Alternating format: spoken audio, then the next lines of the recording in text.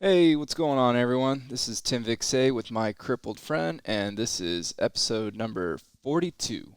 And I'm back in Portland in the studio, and I got one of my crippled buddies, former teammate of mine, plays for the Portland Pounders. His name is Jake Wheeler. What's going on, dude? What's up, my brother? Happy to be here. Yeah, man. I was just complimenting when I don't remember the last time I saw you. Maybe it was at the Portland tournament, but dude, you've lost a lot of weight. Yeah, What's the yeah. secret?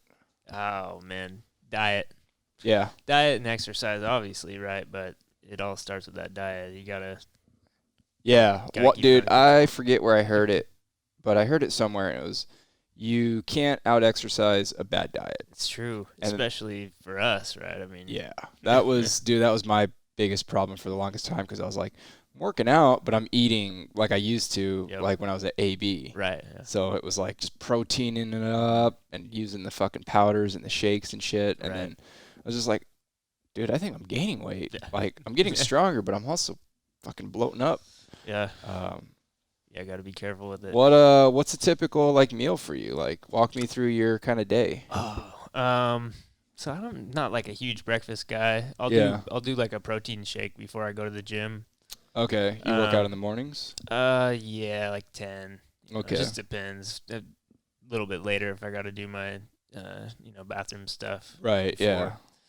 before. But yeah, so I'll do like a protein shake, maybe some. I always drink coffee. I love coffee. Of course, man. Can't do it black. Dude, I fill this thing up. Oh This yeah. hydro flask. I just do a French press. hmm I fill it up, throw some MCT oil in there, Yep. and I'll sip on it all Sure. day. I'll just That's the trick with that too. Is always black coffee. You can't be doing the whole latte deal. every once with in a the whole while. milk. Yeah. Every once in a while. But yeah, it's Yeah. all sugar because I like Right. mochas, but all that's just Yeah. fucking chocolate Start and putting sugar. a bunch It's of just like, syrup and shit in there. but It's yeah, like, black coffee and that I get MCT oil from on it, and if you hit the sweet spot, it helps with what it does is like it helps you burn fat, but then it Sure. also helps you poop. There you go. Yeah. I mean, coffee does that Perfect. naturally too. Yep. If you do overdo it on the MCT oil, just make sure you're near a bathroom because that shit will come quick. Fair enough. So, Yeah, so coffee, protein shake, light stuff in the morning, and then afterward, I do a lot of grilled chicken. yeah, Chicken's my thing. Chicken and rice, brown rice is always good. there you go. Um, uh, I like seafood too. Like today, I had a tuna melt. It's Oh yeah, perfect. It's like great way to go. tuna's awesome because Oh it's so quad friendly to make. 100%. Like you just Yeah. open up a can, throw Fire maybe it some up. mayo in there, Yep. and then you just throw it on some bread. A It's little like, cheese on there. I do English muffin, but yeah, okay. same thing. Yeah. It's You ever perfect. do instead of brown rice, you ever do like quinoa? I actually have never tried that. Oh yeah. No. That was so one of the best things I ever did for my athletic career was I got a consultation with a nutritionist from Team Quest, which Gotcha. is the Yeah. MMA gym Yeah. out in I think they're in Gresham still. But yeah, I had just I think it was like a 2-hour consultation with him, and Mhm. he got me on a quinoa and just timing everything because I had Yeah. I had no idea what I'm doing. It's just like, yeah, you don't really want to carb up late in the evenings and Mhm. just it's all about timing and small meals. And, Yeah, and like especially for us, like we're not gonna be burning calories, with every step we take, right? Right. So, less is gonna be better. We don't need that much food. Yeah. We can't eat like a AB. There was a formula, and I forget.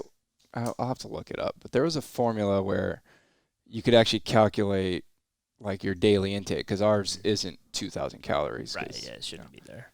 people standing is going to burn way more calories than us 100%. sitting. I mean, everything, right? We got no core. It's like Right. if we're not using our arms, we're not burning anything. Yeah, exactly. And then you're burning everything with your arms. It's like Yeah. slow it down. And then you got like I guess the heart rate issue and Sure. getting your heart rate up. Mm-hmm.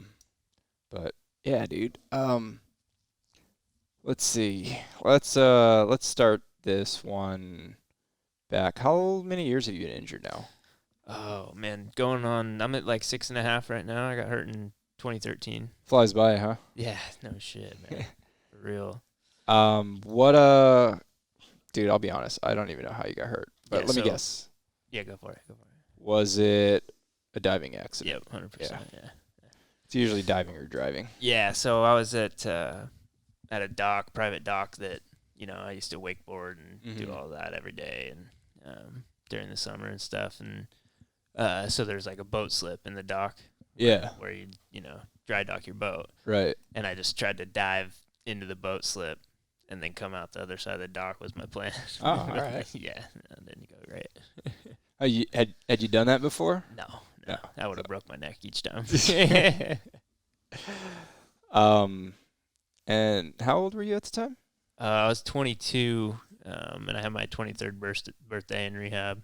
Oh, yeah. Yeah, it was I had my mid-July, and then my birthday is July 25th, so. I had my 21st birthday a month after my accident. Yeah. That was fun. Yeah. What were you working at the time or going to college or anything? Full-time college. Yeah. I was at Portland State, environmental science major. Okay. So I was going to be fucking hippie. No. It wasn't like that. So I wanted to be like a park ranger or like out counting fish, Bonneville, in the Deschutes, something like that. Yeah. Total tree hugger. Little bit. It's all right. I honestly, I wish someone would have told me about that career path because, like, now that I've been around at like some of the national parks, I'm like, dude, right? Yeah, you're a big national I park bet you guy. these park rangers have a hell of a job. Like, dope job, dude. Yeah. And then you're hanging out with other park rangers all the time. 100%. And, dude, I bet you they're fucking. Yeah. They gotta be. Yeah. It's almost like the military. It's just like. Right. I mean, yeah. I've seen some of those park rangers too, man. Well, yeah. I mean, these are active people. They're out hiking around all day. They look good in uniform. Yeah. No, it would have been cool, but. Yeah. That's right. Well, I mean, life will fucking derail any plans you have. So, what were your kind of first initial thoughts like when you got hurt? Oh, instantly.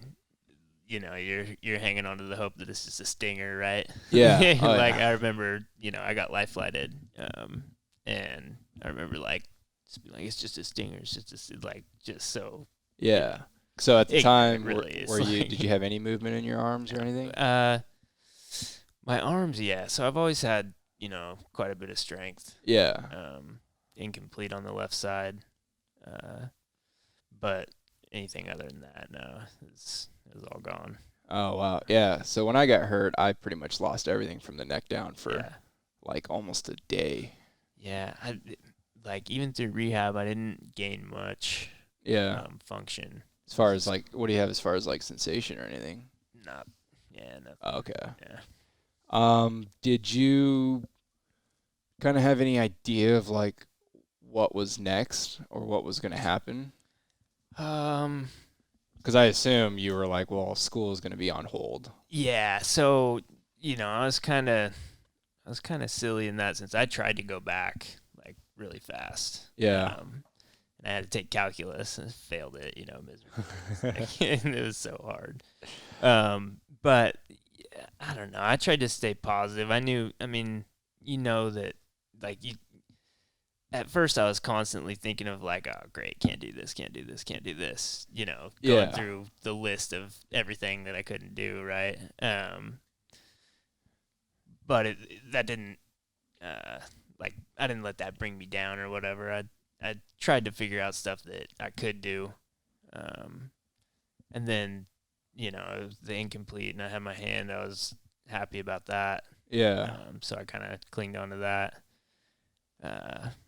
But yeah, I mean, definitely a lot of thinking initially about the stuff I couldn't do anymore. Right. I think that's like a perfectly natural reaction. Yeah, 100%. It's, I don't know, it's tough right then, Yeah, I don't know. I think it's just like humans are just kind of wired that way, where we gravitate towards. You can be the most positive person, but when something that traumatic happens to you, your mind shifts automatically to like kind of the dark side. Yeah. For some period, I think everyone goes through it. Some go through it longer, and I mean, I know people that have been injured for like 10 years that are still kind of lulling it and just sitting around waiting for a cure. And it's like, dude, you can't fucking live your life like that. 100%, yeah. You know, maybe there will be a cure, but yeah, you know, you got to do something in the meantime. And so, yeah, that's an excellent point. It's like, you know, for a minute you're sitting there thinking about what you can't do, but I also had that mindset too. Like, I'm not gonna just sit here and do nothing. Right? Yeah. So, what how long did it take for you to find out about rugby? Oh, it was quick. I was still in rehab. Yeah. Our coach Ed Scher, you know, came and found me. Because you know I was an athlete and I was fit and you know all that stuff, and the recreational therapist, you know, at Rio at my rehab brought it up, and I was like, oh yeah, let's do it. Yeah. Got a hold of Ed, and Ed came and saw me in the hospital. Right on. Yeah, I was at practice. I think it was like 5 or 6 months after I went to my first practice. Yeah, it was quick. I'm wondering, I can't remember if I was there at your first practice or not. You might have been. Because 2013, I was still kind of like in Vegas. Yeah, it would have been. Yes, I think you were in Vegas. I think I remember that. Yeah, I do remember you in the early years. Yeah, oh yeah. Yeah, back when you had long hair. I was Oh, calling you Tim shit. Riggins Get just the to piss fuck you outta off. here, Tim. Jesus. But You got the long hair now, my friend. Oh yeah, Looking good. You gotta respect that shit. Thanks, man. I started growing it out just because I'm at the age where like most of my friends are balding now, so I'm just kind of throwing it in their face. Love it. That's awesome. Hey, motherfuckers. But what made you kind of fall in love? I don't want to put words in your mouth, but like what gravitated you towards rugby? Yeah, it's sticking with it.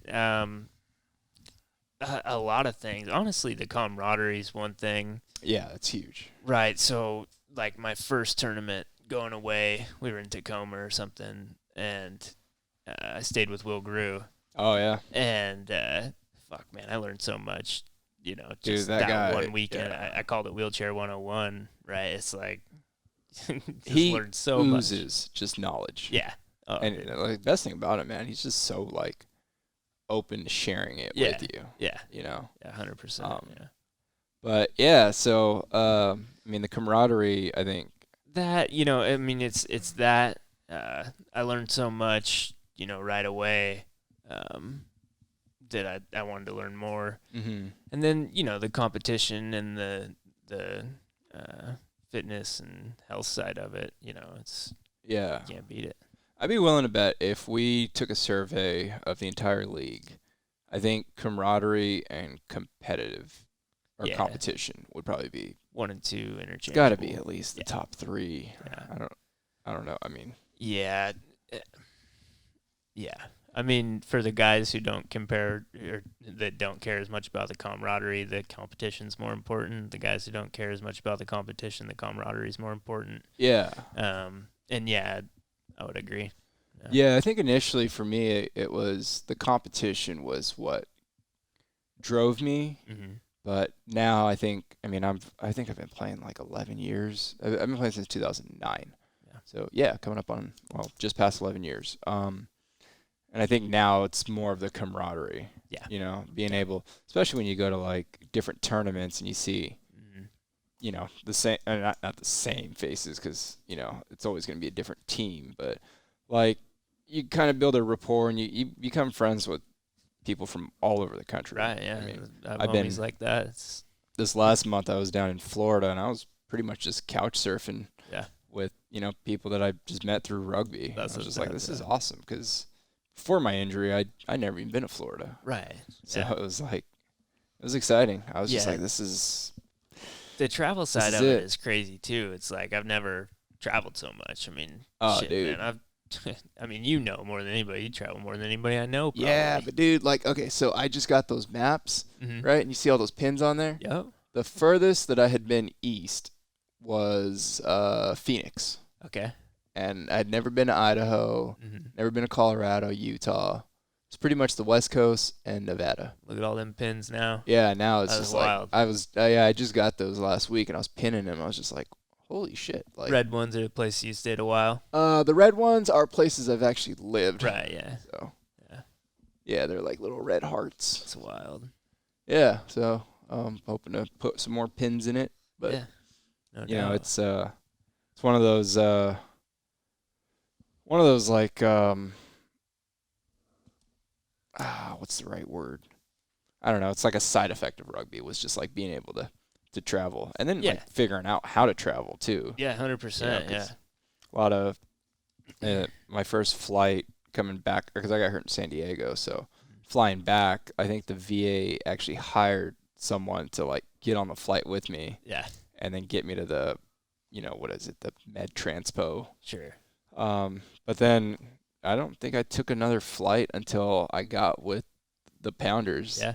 And then it was like just watching. A lot of it was watching Kip. You know, because I was like, all right, this dude's function. about the same. Yeah, Kip and Max. Like I fall somewhere between Kip and Max, so I was just like watching what Max does, and like, all right, I'm not gonna be able to do it how Max does, so let's see how Kip does it. You know, but it's dude, I'd say this all the time, but like a rugby team, let's just say it has 8 guys, and on average, they've been hurt. Well, let's just say on a low side, 8 years. Sure. I mean, that's 64 years of experience, Yeah. and that's an entire physical therapist's career of knowledge, and of course, I mean, Ed Sir's been injured since before you were born, maybe right after I was born. Yeah. So, I mean, that's, 30 plus years of experience right there. Yeah. It's just, it's incredible to watch. That's, and they don't have to teach you for you to learn, right? Like I'm watching all this stuff, just like you said, you watch Max and Kip and learn from them. Yeah. And that's a big part of it too. As far as the learning process from those guys. Yeah. Yeah. Did you get introduced to any other sports like early on? No, man. All I needed was rugby. Like once I was there, it's like, dude, that's exactly how I was. I was just like, I don't want to do anything else. I've done a lot of other stuff, like when I was able-bodied, and like trying to go back and like the skiing, for instance, like, I don't think I would like it that much because I love snowboarding. Like, I was good at it and it was fun. Have you done it before? The sit skiing? No, never tried. Yeah. So here's my experience based on that. Because like you, I mean, I grew up in Oregon City, so Mount Hood is 50 minutes away. Yeah. So like I probably had a season pass like for 7 years. Yeah.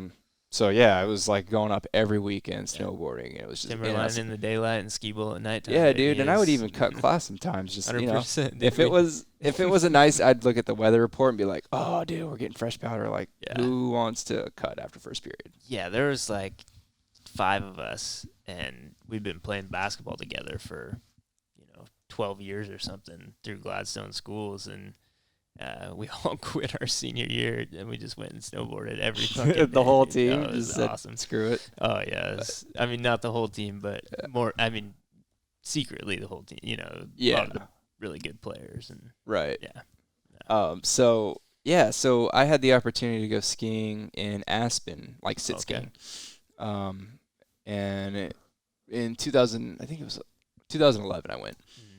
And it was the same thing, man. I was just like, all right, this is all cool and everything, but like I'm never going to be able to do the shit I did on a sit ski that I did on a snowboard. I just feel like, and I don't have the actual experience, but it's like, it's just going to ruin my memories of snowboarding. You know what I mean? Like, I just want to hold on to those. I'm cool with that. Like, a snowboard, I'd tear the shit out of the powder, fly off the jumps and land on my back and, whatever. I will tell you this though, man, like the cold, it affects you completely different. That was one thing I was not prepared for was like just dealing with the cold. I was just like, this isn't the same, man. Like, so that was my one and only time. Yeah. But some guys go back to that event year after year and they really enjoy it. I figured it wasn't for me. It was one of those things I'm not going to be able to do, like completely independent. Mm-hmm. That's the other part, Right. Yeah. That's what I really liked about swimming. Yeah. Was if you can find I learned how to swim down in Lakeshore. Mm-hmm. You've been there before, right? I haven't actually been there, but I know where it is. Oh, dang. You will eventually, because it's like the crossroads of rugby. Like every rugby player goes through. End up there someday. Right. It's kind of like the original Phoenix Ability 360. Right. That's kind of the vibe I get from it. Yeah. It's not. I mean, it's nice in a lot of different ways, but one of the ways that it blows away the Ability 360 is their pool. Okay. Is it's all indoor. It's got lifts and everything, and then it's actually heated. And I'm trying to remember what they keep the heat set at, but sounds good. It's comfortable. Yeah, because any other pool, I mean, you're freezing. Yeah. So for me, swimming's awesome too. I love it. I love it still too. I have some buddies that have property on the Clackamas. Oh, nice. And it's like the Clackamas, for those of you that don't know, is pretty low, and it's not quad friendly. The water runs fast. But he has a good little swimming hole, and the water's still too fast for me to not get carried away, right? But so I throw on an old wakeboard life vest, ones that barely float you out of the water. We just tie a rope to me, bro, and I just sit out there in the current all day. It's so much fun. Dude, one thing I haven't done since my injury is float. Yeah. Oh, you haven't floated like down the clock yet? No, man. Yeah. We used to do it all the time. That would be fun. Yeah, dude, I would love to. I'm gonna be home this summer too, so maybe we could figure something out. That would be sick, actually. Yeah, I want to do that again. Yeah, do a cripple float. Hell yeah. Get a bunch of us out there. That'd be awesome. That'd be fun. It just I don't know about a bunch of us, but the ones we like. Yeah, there you go. Yeah. Would you say Kip is in? Oh man, I don't want to get Kip on a river, bro. Kill Kip and Kip's a survivor, dude. Yeah, that's a good point. Yeah, that's a good point. You'd be all right. I think he'd be all right. Yeah. But no, man, it's just I think a lot of it, especially. I mean, I'm fucking 32 now, so guys my age don't really float anymore. Right. But when I was younger, like in my mid 20s. I mean, all my friends were going floating all the time, but it was almost like they were like going behind my back because they were like, "Well, we don't want to take fucking Tim out because, who knows? Like, dude can't move his legs. Like, right, we're gonna be getting drunk." And it was kind of like I don't know. I felt like a hassle. Right. Yeah, I've been there. Yeah, it sucks to. And those like they're your homies, and there's some stuff that like it'd be cool to go do with them, but I get it, right? Like I'm not gonna, I'm not going to be mad at you. You know what I mean? Like, I guess, man. I guess if I was in their shoes, I mean, I don't think I would think anything of it. I'd be like, yeah. But I've never been in their shoes, so, I mean, who's to say? Yeah. I was kind of an asshole before I got injured anyways, so I'd probably been like, I don't want to talk to you anymore, dude. You're fucking contagious. Yeah, I feel that. Let's talk a little bit about, like, training. Okay. What sorts of things are you doing, like, during the season, since we're in the middle? So I go to the gym. I ride the recumbent hand cycle. Is one of my big things. You got a membership at, like, 24? 24, yeah. Right there in Gladstone? Yeah, it's easy money. That one looks nice, dude. I pushed there this morning. It's like, it's so perfect. It's so close to my house. Yeah. Dude, they put the hand cycle right up at the front window. I'm just watching osprey dive on fish all day. Oh, no shit. It's sick. Yeah. So they actually have like the brand of the it's recumbent Maddox something or other, but it looks just like the SCI Fit bikes. Yeah. Yeah, it's basically the same thing. You got to transfer onto it, or you just wheel up? No, this has just wheel up. Okay. It's got a little stopper, so it, like I won't flip over backwards. Yeah. Yeah.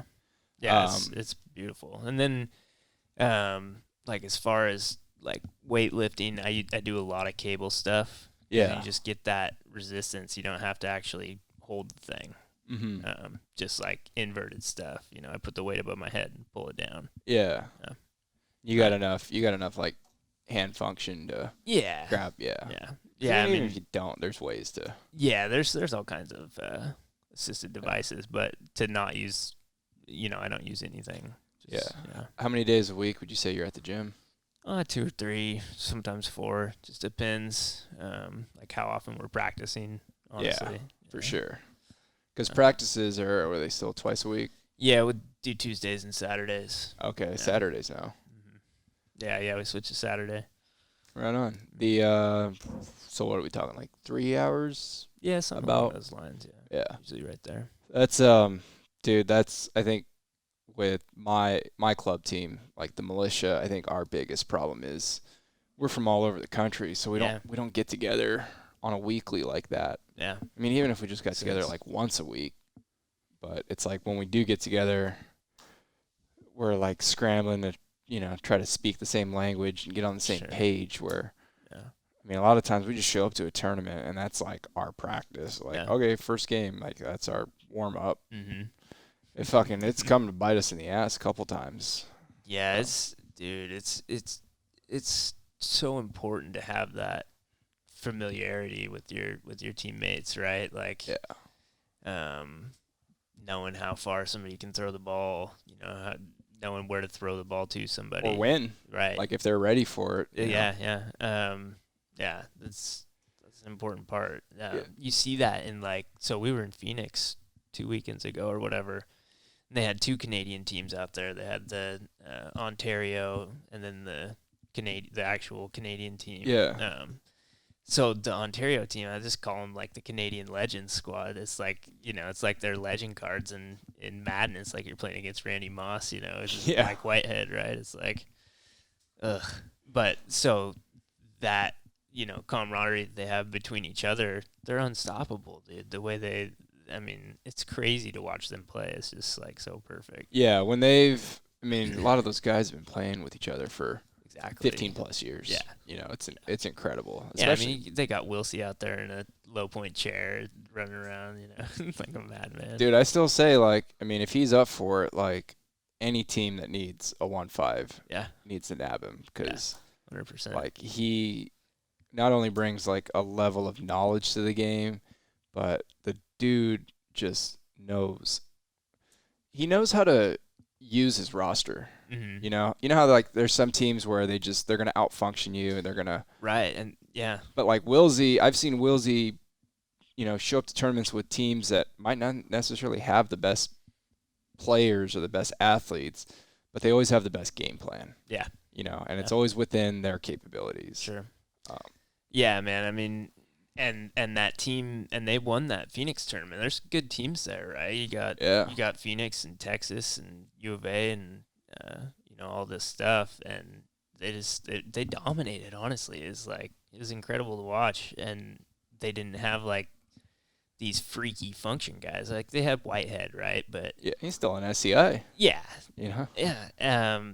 But yeah, it was impressive to watch. Like went out there and beat the crap out of everybody. Yeah. No. The let's see, where was I gonna go with that? I had a good tangent. Oh, you have been with Portland since 2013-14, Mm-hmm. which is kind of like Yeah. right after they won the championship. Yeah. And then it was kind of a rebuilding thing. Mm-hmm. Yeah, definitely slowed down. Yeah, and then some spots kind of opened up, and it allowed you to, like play a lot, get in that starting role. Mm-hmm.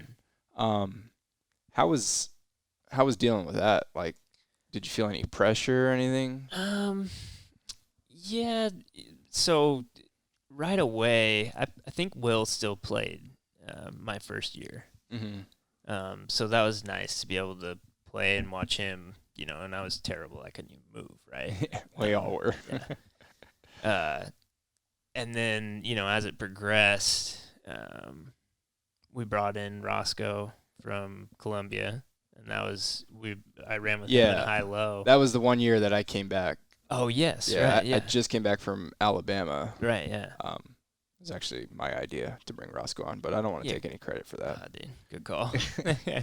So right before that, it's like down, like we're just terrible. It's me and Mike, and I can't play. Yeah, and my import doesn't speak English. Right. Yeah. So high-low with Roscoe, we did well, and I learned a lot. But yeah, there's definitely some pressure. But the real pressure that I got is like after Roscoe left. So he was here for 2 years. We got second in D2, and then Seth played with us the next year, and we got sixth in D1. Yeah. And then after he left, it's kind of me me and Mike, and then we got this new kid, Justin, a little quad amp, Who I also 20-year-old. Yeah, and brought on board. Yeah, you did. Yeah. You I ever saw tell him you on the side of story? street. I ever tell you the story about No. how I like got his number? Uh-uh. So he was going to Clackamas Community, Okay. just right up on top of the hill there. Yeah. And I was getting out of my truck, and I see this kid just no legs on a skateboard, Mm-hmm. and he starts kind of pushing away. I'm like, oh, fuck. And I'm like scrambling to, Yeah. put my seat away, and I'm trying to chase this kid down. And he gets about 100 yards from me and then hits this hill, Mm-hmm. and he's gone. Gone. I was just like, well, fuck. But then I saw him again like 2 weeks later Yeah. and rolled up. I was like, hey, don't move. Yeah. Like, Don't go running. I was like, hi, I'm a rugby player. Yeah. Think you'd be good. Yeah. Got his number and passed it up to Kip, and fucking dude, got to see him play. Dude, when was that Portland tournament? It was like November or October. Yeah. Yeah, I remember watching him play, and I got to talk to him a little bit, and I was just like, glad you're enjoying it, man. Like, Yeah. you're having fun. It was cool watching him play against Zach, Yeah. because I was like, dude, that was like fun. this kid, if he wants to, he can get up to this level. Yeah, he's gonna have to work at it.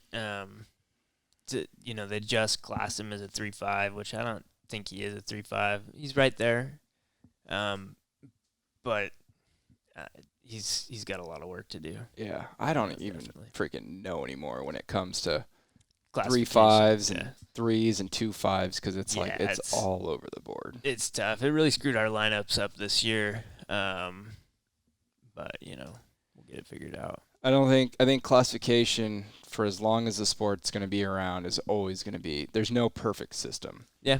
I think they're probably can improve on it, but like I think there's always. I mean, you're always going to have controversy. Yeah, both ways. Yeah, you're always going to look at someone and be Too like, high, too I don't think he low. should be this, or I think he should be down a class or up a class, or. I mean, dude, in the time that I've been playing, I've seen guys go from 3s all the way down to 2s, Yeah. and guys that were Some weird function out there, man. Dude, These it's guys. fucking, it's so all over the board. You just And, be normal like everybody else. You and gotta have, now- you gotta yeah. have core. Like what? well, dude, it wouldn't surprise me if we, I don't know. Here's one solution that I was kind of kicking around in my head, was that, like, the biggest problem with the league right now is, I think there's like 50-something teams. Mm-hmm. And the league is trying to serve a multitude of purposes, where there's those gung-ho guys that want to make Team US. Mm-hmm. So you have kind of like the elite top 8-10 teams that are just stacked with US players and potential US players. Yeah. But then you also, in that same league of guys that are trying to make the Paralympic squad, you got the club side of things, Mhm. which still can be a little bit competitive. Yeah. But then, dude, there's a completely recreational side of the house. Yeah. Yeah. And I feel like nationals really needs to be 3 divisions. Mm. And dude, I'd be willing to say like D3, you can't have any quote unquote freaks. Gotcha. Like, just keep it SCI, Man, I know. because that's what the game was designed for, right? Yeah. And it 100%. sucks for. I mean, name a national of any country. Name a national player that's an SCI that's a 3.5. Yeah, there's none. There's only one that I can think of. The dude from Sweden, Toby. Oh yeah. Does he have long blonde hair? Oh, sexy ass Yeah, long blonde okay. hair, bro. Yeah. But even him, I think he's like super incomplete. Yeah, and he's not that good of a 3.5, Yeah. right? Like. Yeah. The other 3.5s, it's like the amps with a full hand. It's Yeah, a the different ones that ballgame. are hopping their chairs around and right. Yeah. passing behind. Well, Toby can pass. He's got some pretty good hands, but as far as like the speed and the side to side, you're just like, dude. I like that. I like a actual quad rugby. Well, we got to do D3. something, right? Because The other thing that I've been kicking around is like I'm always jealous of these low point tournaments, man. You know what I mean? Like, Yeah. I think we need to have like a quad tournament where you have all quads. you don't get any of that, but at the same time, fuck man, I was in Vegas and this professor from Houston's a para, and he brought his students down. It's about Mike. Yeah, I think his Cottingham? name was Mike. Yeah. Yeah, Mike Cottingham, Dr. Mike. Yeah, Dr. Mike. Yeah. And I did an interview about like inclusivity in rugby. And there's a lot of interesting points, especially like with what's going on today. Around the world, everybody's so sensitive, right? So I don't know. You try to have a quad tournament and kick all the amps out, and who knows, maybe they get all pissed off. Yeah, I mean, it's not the equivalent, but it's almost like the equivalent of, like, if you had a man who had a sex change and decided to go become an MMA fighter and just starts beating the fuck out of all these women. Yeah. But we're like, oh, we got to be inclusive. It's like, at a certain point, you got to be like, this is a completely unfair advantage. Right, and that's what the classification system's for. And I don't know. Like it definitely spices the game up, right? Like when you throw an amp in there, amp versus amp, speeding around everywhere, especially the really good ones. Oh, for sure. Definitely like more entertaining. But some of the more fun rugby games that I've ever played didn't have an amp in them. Like we're just battling, bro. Everybody's dead and hot and everyone's showering exactly during every timeout. And, everyone's just spraying down with the fucking fertilizer spray. Yeah. Yeah, man. I know when I first started playing, Portland had the best all spinal cord team because we had Ian Chan, Will Grew, Seth, and Max, and like that's the squad. The only team that we would really lose to would be like Phoenix because they had, or not Phoenix, Tucson because they had Aoki, and San Diego because they had Riley Bat. Oh, okay. So it's like, how do you compete against those guys?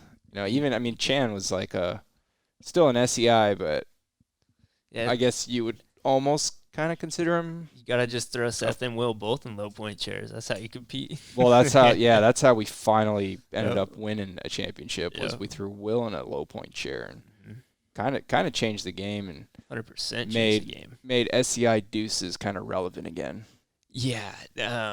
And I think you'll see more and more of it. Oh, you already have? Yeah.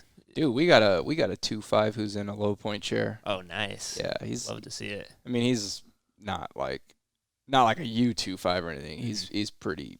I don't want to badmouth him because he probably listens to this show, but he's a little slower than the average 2-5. Who are you talking about? Yeah, you're gonna make me call him out. You don't have to. You probably know him. Yeah, I think I know who you're talking about. But so to change the subject, so I was talking to Seth about this, and he's been playing in the low point chair with us, the last couple of years, and there's only like 2 instances, when he's carrying the ball that the low point chair really affects him, and he likes it. He likes it. Yeah. Well, the chair's lighter. Yeah, he's talking about like he can go faster in a straight line because of the balance of the picker out in front. I didn't know that. So that's gonna keep blowing up. Especially, there's no shortage of amputees, right? We keep finding more and more, and they just they keep getting classed in. Which I mean, like you said, it, dude. Like I'm so excited for the Paralympics this year because the coverage is gonna be awesome. Yeah. But just seeing all the function, it's just gonna be. I mean, it's insane. Yeah. You ever watch like the Invictus games? I've seen a little bit of that. Yeah. They play a version of wheelchair rugby, but I mean they'll have double amps, like double leg amps to, guys that are almost like able body. Yeah. I've seen some. Yeah, I was like, and it's exciting. Yeah. It frustrates me because there's really, I mean, I don't know. There's not really much of like a strategy or a game plan. It's right. Just like, so that's what I kind of noticed about it too, is like the fundamental side of rugby, like isn't really there, and it was ugly. Like they didn't look that good. You know what I mean? It's like because they don't have to try as hard, maybe, or something. I think their speed can just overcome any little mistakes as far as like getting chair position. Sure. Yeah. Like, I mean, that's just the nature of the biz. Right. But I wouldn't mind seeing. So I mean, we got low point tournaments, which is kind of like our exclusive club. Right. Yeah. But dude, I wouldn't mind seeing if they just did like a high point tournament where you kept it, SCIs, but it's, say you allow 10 points. Ooh. Could be interesting. Yo, that would be kind of sick. Yeah, where you could run, like a 3-3-2-2. Yeah. That's not a bad idea. Yeah. That'd probably be pretty entertaining. Keep it twos and up. Yeah. Yeah. Oh man. Yikes. That would be fun. There'd be some big hits in that, dude. Be something worth checking out. Yeah. But yeah, I mean, kind of drive back home the point that we were making. It's like the league is trying to serve kind of like 3 different roles.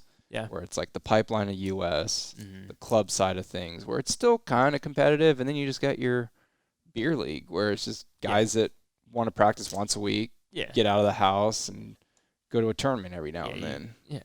But I don't know. I feel like we need to figure something out. And then as far as like developing for the U.S. team, I was on the last national developmental team, Team Force, and ever since that went away, I'm looking kind of at the future, and it's just like I don't know who else is coming up in the pipeline that like is going to be ready for the next quadrennial. So it's a tough thing. Like, you sit there and think about it, and like even if I like put the work out and tried my hardest to do something like that, like I don't think I would like it. I just don't want to. I'm not the big travel guy, bro. I'm a hermit, yeah. And fuck, man, it's a lot of work. I have a lot of respect for those guys. It's a grind. Yeah, dude. Yeah, and the biggest.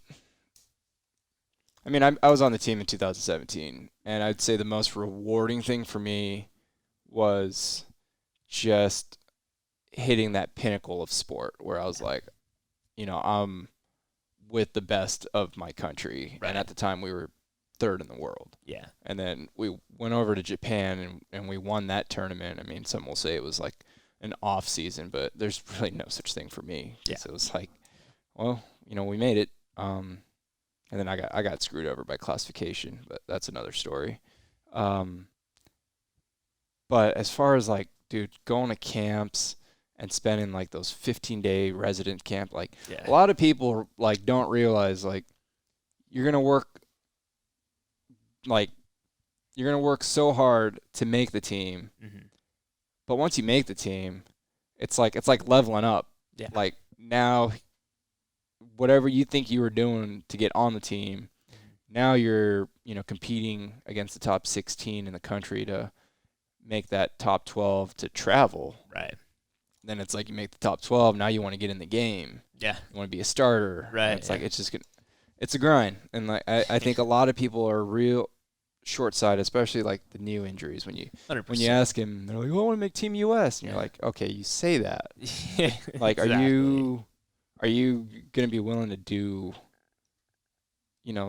all those hours in the gym, getting up early, and it's like nuts, dude. I follow him on Instagram, the Team USA or whatever, and they'd post a story every now and again of their workouts, and like you sit there and you're like, oh man, yeah, I could go push around a sled for a little bit, but that ain't it. These guys, it is a grind. That's the best way to put it, really. Yeah.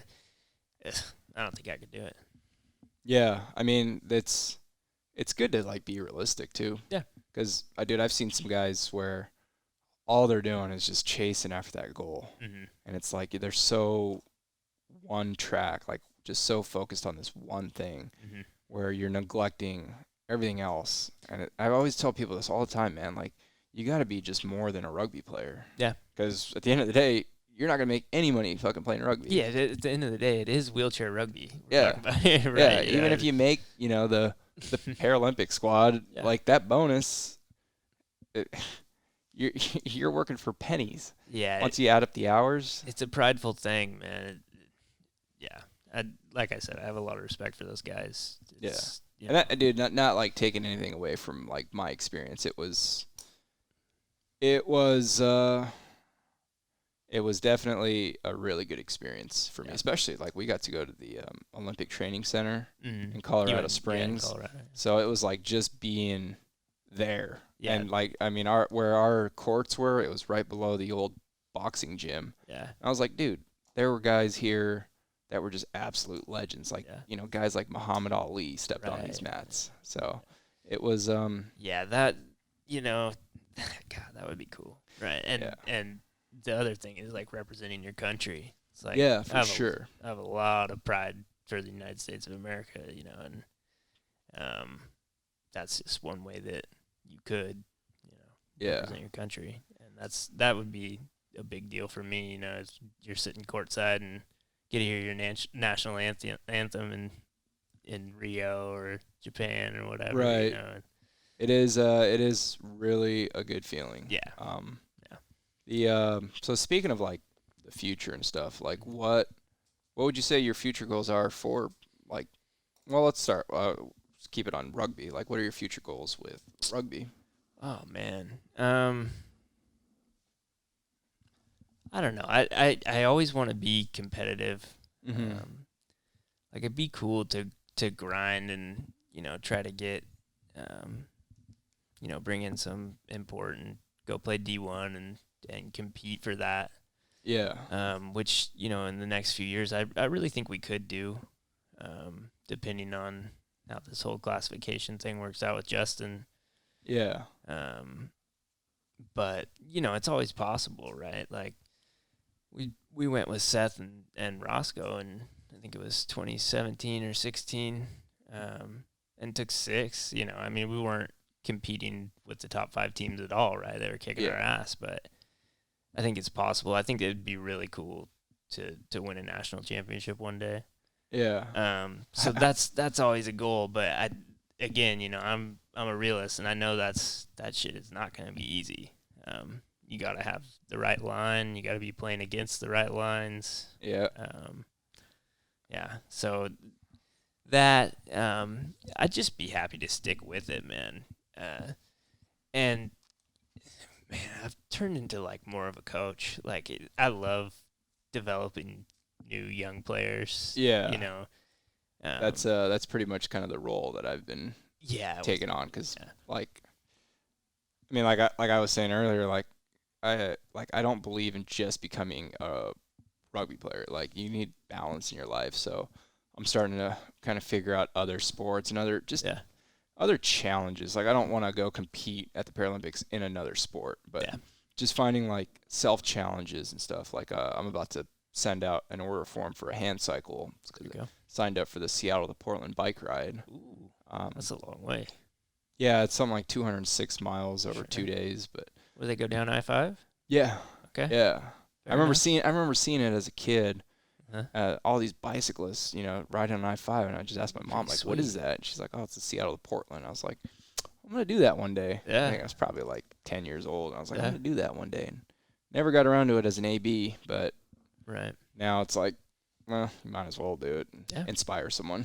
Yeah, absolutely. But absolutely. Stuff like that, and like marathons. I did 2 marathons this past year. Just in your rugby chair? Yeah. Yeah. Nice. Yeah, doing a marathon to me was always kind of like a pinnacle of like human athletic achievement, where it's supposed to be hard. Right, yeah. You're not just supposed to be able to get in. No, you're fit. Like, yeah. You're not supposed to be just getting your hand cycle and do it, because I guarantee you, if I got into my hand cycle tomorrow, I could probably do 26.2 miles easily. Yeah.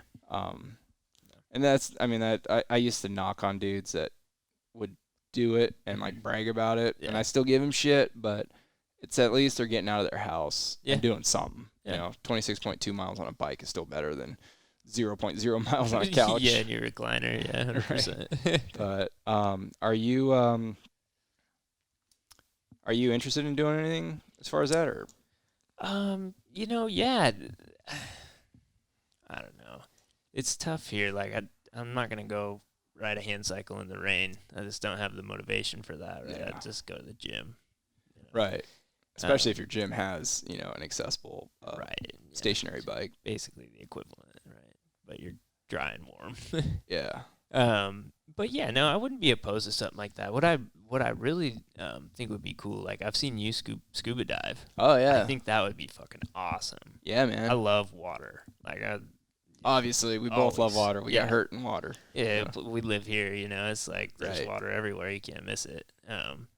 So yeah, I think that would be cool. Stuff like that. I don't know. Well, when you're ready for scuba diving, man, hit me up because I'm sure I can link you with some resources and maybe even find you like some equipment. Yeah, stuff. that would be cool. But dude, I tell Definitely people will. all the time, man, scuba diving. If I would have discovered scuba diving before rugby, I would have said to hell with rugby. Because I mean, with scuba diving, man, like it's just you in the water. Yeah. Any other wheelchair sport, you're sitting Yeah. in some sort of contraption on wheels or something. You know? Right. It's Yeah. like, Yeah. at least with scuba diving, it's like it's just you in the you're water. free. Yeah. It's an amazing feeling because It's one of the best parts about swimming too. It's like even just swimming in a pool, like it's just a whole different feeling, you know, versus being in some sort of chair. Right? Agreed. Yeah. For sure. That's really what really drew me to swimming when I was down at Lakeshore was that I could do it completely independent. Yeah. I can get in the pool, I can get out of the pool, I can get showered up. All independently. I mean, a lot of it was the facility. Sure. But I guess it's kind of the biggest thing with anything is just like how accessible is it? Right. And like for me, like I don't really like asking for help. You know? Oh, dude, I'm the same way. And it's like I'll avoid shit just because of that. Right. You Yeah. know, like I don't want to go up there and do the sit ski, be freezing cold, and have to have somebody do everything for me. You know what I mean? Like, Right. Fuck that. Yeah. Honestly, is. Dude, you know what I've been getting into? I don't know why I thought of this. You've heard of the Gambler 500, right? Yeah. Dude, Did you do that? Yeah, I did it last year. Nice. And actually ran into a teammate of ours, Ravi. Yeah, I was gonna say Robbie does that too. Yeah. Yeah, dude, it was a blast. That's awesome. And like, I don't know if I mean, you definitely wouldn't count that as a athletic sport, but it's a recreational activity. Hell yeah. Dude, something that you can do and get out of the house. 100%. Yeah. Because I think at the end of the day, that's kind of the biggest thing is like. Yeah, something to do, no matter what it is, right? Yeah. Right. Yeah. I mean, dude, I even like adaptive gaming. I've kind of turned I've changed my thoughts on it because at first I was just like, look at all these fucking losers just sitting at home, not doing anything. But then when I got hurt, that like online gaming was just becoming a thing. Yeah. But now, dude, like people are all over. I mean, they're playing games with their friends. Oh, dude, I'm a gamer. I love it. Are you an Xbox guy? I play Xbox. Yeah. I'll have to. What games are you playing? Right now I'm playing Apex. I was never really into the shooters. Yeah. I've always played sports games. So like. Okay. We played FIFA. I played FIFA after I got hurt, and like I was top 1%. Oh, damn. It was dope. I would fucking run people. That's awesome. Still probably would. Me and Robbie actually just went to they call it the EMLS, and it's like you're talking about. So it was an EMLS event. So the MLS, so electronic, MLS. Major League Soccer, right? So they have a gamer that represents each team. Oh, in the wow. MLS, and then they compete just like it's MLS play, and they play against each other. They play an entire world season? Table. Yeah, it's crazy, dude. Damn. You should have seen it, and it was such a dope event too. Listen to this shit. We go online and get our little tickets reserved or whatever, right? It's free. Then we show up, and I'm thinking this whole time, like, God, I hope they have a bar. Please let them have a bar, you know. And they do, of course. And our little wristbands, our 21 and over wristbands, have a 1, 2, and 3 notch on it. We got 3 free beers at this EMLS. It was beautiful, dude. It was so great. It's like, dang, that does sound fun. Oh man, it's fun. Yeah. Yeah, man. I bought my Xbox back in September, and I've mostly been playing Red Dead Redemption 2. Oh, great game. Bro. Amazing game. Fantastic. Yeah, I grind on that, bro. Yeah, I'm on my second playthrough, and I'm trying to be like as honorable as I can. Oh, that's boring. It's the first time around I was a bit of an asshole. Yeah. Just, hell yeah. You know. Hell yeah. Doing all the things that dude, you can do in the game. It's fun too because it's like you get put into a different world with that. Like I spent however many hours fucking hunting elk with a bow. I spent one of the first maybe a couple days I played it, I found out about the poker. Yeah. And I played poker for 2 hours. I was just like, this is Exactly. awesome. Yeah. Dude, when else are you going to be a cowboy, right? Like, Exactly. you know. Yeah. I bought Ghost Recon Breakpoint, Mm-hmm. and I only played like the first 15 minutes of it. But I'm gonna get into that. But I want to get into NHL. Yeah. Yeah. It's kind of cool. I played that like years ago, and it's fun. It's just different, right? Yeah. Like for me, I know like I never played or even considered playing hockey at all. Either did I, but I Just was really West big. Coast. For whatever reason, I was big into hockey games when I was little. Yeah. Okay. Yeah. Yeah, maybe because I was just like, I'm never gonna be able to afford ice skates and Yeah, like maybe. skating lessons, so Right, yeah. I'm gonna just pay $40 for this Yep. game and just Oh yeah. be a hockey player. Yeah. Yeah. No. So I mean, there's definitely a place for video games, especially for people with disabilities. Yeah, But you gotta have balance, right? You can't sit there and eat cheese Dude. puffs all day. you can. It's not gonna be healthy in Yeah. the long run. Yeah. We're already stationary enough. It's like Yeah. Are you thinking about going back to school or anything like that? I have been. So I'm internship away from my undergrad degree in health science. Oh, right on. Yeah. The last couple of years I've been back at school. Where did you go back to Portland State or? Yep, Portland State. Oh, right on. How? Because I was looking at going to Portland State for a writing degree until I decided to drop out for like the 6th time. But how would you say the accessibility because it's downtown Portland. Right. So I actually just did an interview about this with the guy from New Mobility, the magazine. Yeah. And Wait, was it with Seth? no, so Seth hooked me up with. Well, Seth asked me if I would do the interview with the Okay. guy. But yeah. So if you do it right, like it can be so easy. Yeah. Like one of my classes. So what they do is there's like 7 or 8 main buildings on campus, right? Yeah. And 6 of them are connected via Skybridge. Okay. So, like, dude, I don't even have to go down to the street if I do it right. And you would park in the parking garages? Right. So there's one parking garage where the top floor has like just a shitload of accessible parking spots. Oh, wow. Okay. To the point where like these people, like all the able bodies, are circling around looking for a spot, on Monday morning. Yeah. And, like I feel bad. There's Right. like there's always some open but to be fair, like it's the only place on campus that has like more than 1 or 2. Yeah, downtown Yeah. parking for wheelchairs is just it's tough. horrible. Yeah. So, Portland State, even though it's downtown, it's on a slight incline. The whole thing's on a bit of a hill. Yeah. It can be super accessible. Mm-hmm. I had one class where I took one Skybridge from the parking garage to the next building. Yeah. We're talking about like a 50-yard push in class. So it can be super, super easy. Yeah. Yeah. What were some of the biggest like challenges for going back to school?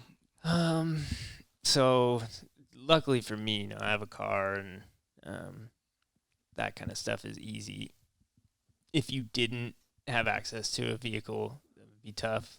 Well, you got the Max line. My brother, when he's actually graduating from Portland State this spring, and he would park down in Milwaukee or Yeah. and he would just ride the Max in. Mm-hmm. Yeah, so that is one thing. Where the Max drops you off, it's only a couple of blocks, right? But if you were really low function, you'd have a hard time getting up to to class, especially if it was raining. Right. Yeah, and that's the other part about it. But yeah, Portland State, I don't know. A lot of the schools that you go to, like you go to U of A, it's going to be easier to get around, right? It's just all flat and warm and. I just feel like everything's gonna be further apart, though. Yeah, it might be. That's one thing about Portland State is, like I said, 90% of my classes are in buildings connected to each other via Skybridge, so it's easy. There's no Skybridge ramp that I can't do, and you can go to use different elevators to get to different levels, and there's no ramps. Right. Yeah. So what are you trying to do with this degree? So I'm going to teach Right Charleston on. High School, yeah. Okay. Mm-hmm. Are you interning right now? So I got to figure that out. I got 60 hours in class before June. Yeah. I graduate. Oh, wow. Yeah. Well, dude, I might see you at the graduation because my brother's going to be. Oh, perfect. Yeah. Yeah, I applied and everything, so it's real. Right I can't on. believe it's real. Fuck, man. Well, that's, dude. Been in college since 2008. You know, I took 5 years off or whatever after I got hurt. Yeah, dude. I've attempted to go back so many times in like online courses and community, and I mean, at the end of the day, it just all the career paths that like I wanted don't require a traditional 4-year degree. Yeah. College it's tough right now. I have a hard time, telling people that they have to go to college, and I'm planning on being an educator, right? So it's like it's this weird double-edged sword. I tell people go to trade school. So are you trying to get in like what age group are you trying to teach? High school. Okay. Yeah. Dude, I wish I had, and I probably did, and I just didn't listen, but I wish I had teachers that were more like, maybe, I don't think open-minded is right. Like relatable. Word. But, well, I wish I had teachers that told you different career paths. Like, college isn't for everyone. Yeah. But, I mean, I think at the time it was like school was getting ranked on how many of your kids were going to college. And sure. It's kind of a shitty system. I mean, there was a huge boom, too, like when we were in high school. You're a couple of years older than me, but... What year did you graduate? 2008. 8, yeah. Yeah, so, I mean, everybody went. Mm-hmm. It was... You felt like you had to. You were compelled. Oh, dude, I was definitely in the top 100 of my graduating class. And when I was telling people that I was going to go to trade school, they were like, you loser. Yeah, dude, for sure. There's this huge stigma, and kind of biting everybody. Oh, dude, there was a stigma, and I'm sure this was the same at Gladstone. Yeah. There was a stigma for people that went to Clackamas Community. Oh, yeah. Especially in Oregon. I did. Well, especially in Oregon City because it's right next to the high school. Yeah. But, like, dude, why don't we push kids towards that? I always do. Let them figure it out. My cousins and anybody younger than me, I always told them, go to community college first. Yeah. Because you don't know what the fuck you want to do. You're a kid. Exactly. At you don't 18, know what you want to do. And you're going to go blow, what is it, $30,000 a year or some shit to figure out what you want to do? That's probably what it was when we were going to college or when we graduated high school. I don't even want to know how much education is now. Yeah. But, no, dude, you're right. Like, there's so many options. Mm-hmm.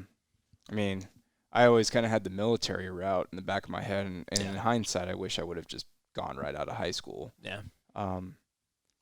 But I felt like the school was in it to just get their numbers up and then get the funding from the state and from the federal government. And it's just like, I don't think it's the right system to build a society on. Because, I mean, like, the world's always going to need plumbers and electricians. We don't have them.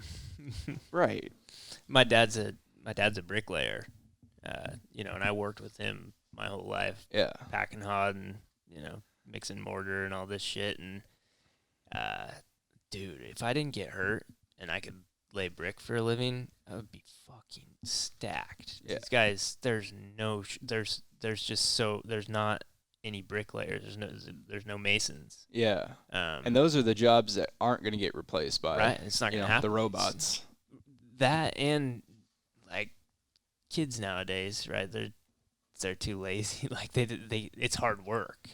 Yeah. And I wouldn't say kids are lazy. They're just kind of not really gravitated towards like hard labor. Yeah, they're soft. But dude, like my brother's a computer science major, and I mean he's gonna be putting in 60, 70, 80-hour work weeks. Yeah. So I wouldn't say they're lazy, but yeah, when it comes to manual hard labor. Yeah, lazy is probably the wrong word. Yeah, but they're not. They have no interest in that. Yeah. Line of work, right? Yeah, and that's what, dude. I was always. I knew my senior year because I was studying business pretty much my entire high school career, and I knew by my senior year I was like, I don't want to sit in an office. Like, I would much rather just be outside working. And that's why I ended up going to trade school and, studying heavy equipment mechanics. Yeah. But yeah, it should be interesting.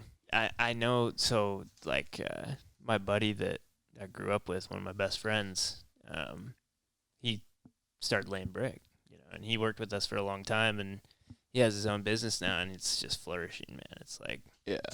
Do you gonna make so much money? It's do you crazy. typically have to go to a trade school for that, or you just get on with like a apprenticeship? Yeah, you kind of apprenticeship in the union type of deal, right? I don't know that. I know their numbers are low. I don't even know. Like, I just pick it up nowadays. I mean, this is a job you can get into right out of high school. Oh, 100%, yeah. Without any, college debt or anything. Yeah, 100%, yeah. I feel like maybe now we're seeing kind of the ramifications of like pushing kids towards college, and now there's no jobs for these college graduates, so they're trying to. Everyone's just trying to scramble and figure it out, and I think one of the biggest problems is, automation. Yeah, is killing so many different jobs.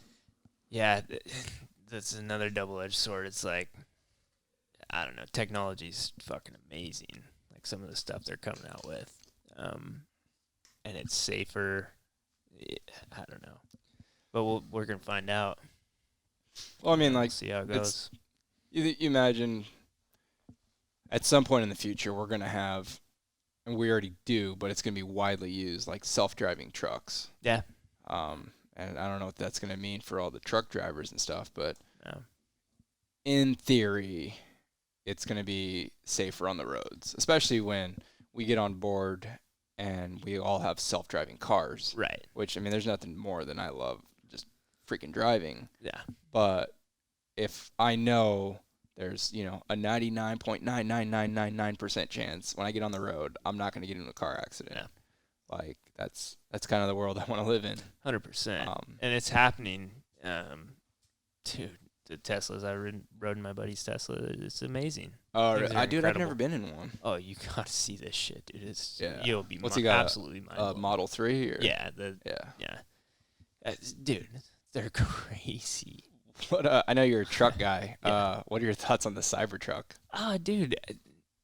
I like it.